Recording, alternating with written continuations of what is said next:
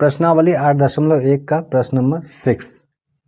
प्रश्न नंबर 1 से लेके 5 तक जो है वो ऑलरेडी अपलोड हो चुका है। यदि आपने नहीं देखा है तो आप जाकर के देख सकते हैं, उसका लिंक आपको डिस्क्रिप्शन में मिल जाएगा। तो सीधे हम लोग प्रश्न की ओर बढ़ते हैं और प्रश्न दिया है आपका, यदि कोण ए और कोण बी न्यून कोण हो जहां कॉस ए बराबर कॉस बी, तो दिखाइए कि कोण ए बराबर कोण बी।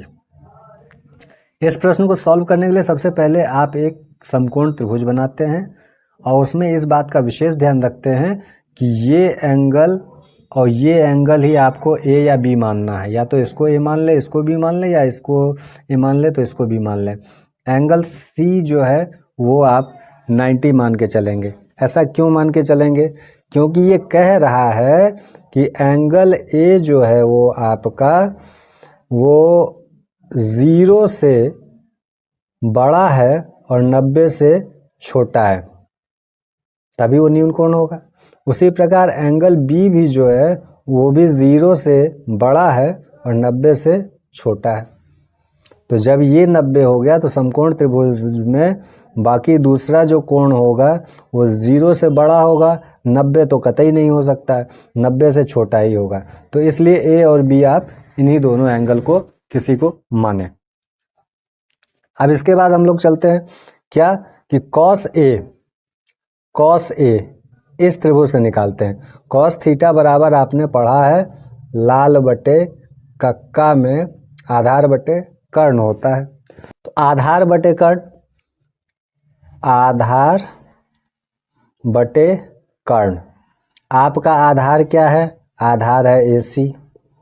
मतलब आपके त्रिभुज का आधार क्या है? आपका आधार नहीं, आपके त्रिभुज का आधार AC। और कर्ण कितना है? AB। ठीक है, कॉस ए बराबर AC बटा AB निकल करके आ गया, एक चीज़।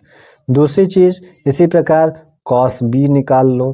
कॉस B बराबर फिर आधार बटे कर्ण, लेकिन अब इस स्थिति में थीटा ये है तो आधार ये होगा, क्योंकि थीटा के सामने भुजा लंब होती है, मैंने पिछली वीडियो में भी बताया था। तो अब फिर से आधार बटे कर्ण, आधार बटे कर्ण। अब आधार हो गया आपका BC और कर्ण तो फिक्स है ही, कर्ण आपका हो गया AB। इतना हो गया। अब दिया है, लिखोगे ज्ञात है क्या कि कॉस A बराबर कॉस B। तो कॉस A और कॉस B का यहाँ वैल्यू पुट करेंगे तो AC बटे AB बराबर BC बटे AB। अब देखो यहाँ पे AB आपस में बराबर हो गए, AC बराबर BC। यहाँ पे थोड़ा लिख सकते हो इस प्रकार AC बराबर BC। अब देखो इसमें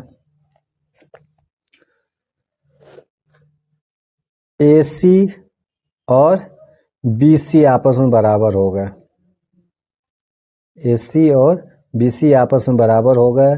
तो आपने पढ़ा है कि किसी भी त्रिभुज में बराबर भुजाओं के सामने का कोण बराबर होता है। तो इसके सामने का कोण ये है और इसके सामने का कोण ये है। तो यहाँ पे हम लोग लिख देंगे, चूंकि बराबर भुजाओं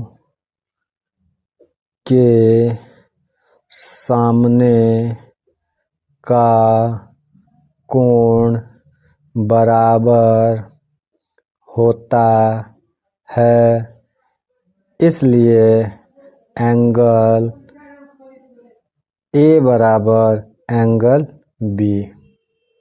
बस इतना सा काम करना है और ये प्रश्न आपका सॉल्व हो जाता है।